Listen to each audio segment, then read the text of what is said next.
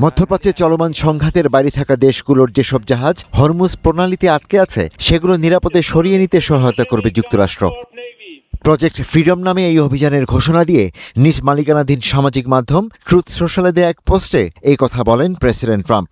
এগুলো বিশ্বের বিভিন্ন অঞ্চলের জাহাজ, যেগুলো মধ্যপ্রাচ্যে চলমান পরিস্থিতির সঙ্গে কোনোভাবেই জড়িত নয়। জাহাজ ও নাবিকদের হরমুজ প্রণালী থেকে নিরাপদে বের করে আনতে আমরা সর্বোচ্চ চেষ্টা করব। প্রজেক্ট ফ্রিডম নামে এই কার্যক্রম মধ্যপ্রাচ্যের সময় অনুযায়ী সোমবার সকাল থেকে শুরু হবে।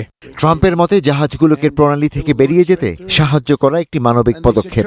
জাহাজ চলাচলটি মূলত এমন মানুষ, প্রতিষ্ঠান ও দেশগুলোকে মুক্ত করার উদ্দেশ্যে নেওয়া হয়েছে যারা কোনো অন্যায় করেনি, তারা কেবল পরিস্থিতির শিকার। যুক্তরাষ্ট্রের পক্ষ থেকে এটি একটি মানবিক উদ্যোগ। এই মানবিক কাজে কেউ বাধা দিলে তাদের কঠোরভাবে মোকাবেলা করা হবে বলেও হুঁশিয়ারি দিয়েছেন তিনি। এদিকে হরমুজ প্রণালীতে যুক্তরাষ্ট্রের যে কোনো ধরনের হস্তক্ষেপকে যুদ্ধবিরতির লঙ্ঘন হিসেবে গণ্য করা হবে বলে হুঁশিয়ারি দিয়েছে ইরান। সামাজিক যোগাযোগ মাধ্যম এক্সে দিয়ে এক পোস্টে একথা জানিয়েছেন দেশটির পার্লামেন্টের জাতীয় নিরাপত্তা কমিশনের প্রধান ইব্রাহিম আজিজি। যুক্তরাষ্ট্রের সঙ্গে যুদ্ধ অবসানে ইরানের দেয়া 14 দফা প্রস্তাবের জবাব দিয়েছে ওয়াশিংটন। এখন তেহরান তা পর্যালোচনা করছে বলে জানিয়েছে ইরানের পররাষ্ট্র মন্ত্রণালয়।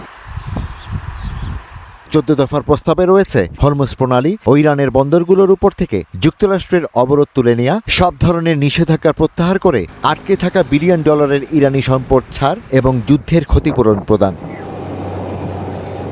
এছাড়া প্রণালীটি পরিচালনার জন্য একটি নতুন কৌশল তৈরি, ইরানের আশপাশ থেকে মার্কিন সেনার প্রত্যাহার এবং ভবিষ্যতে আর কোনো হামলার শিকার না হওয়ার নিশ্চয়তার পাশাপাশি পারস্পরিক আস্থা তৈরির পদক্ষেপ গ্রহণের কথাও বলা হয়েছে প্রস্তাবে।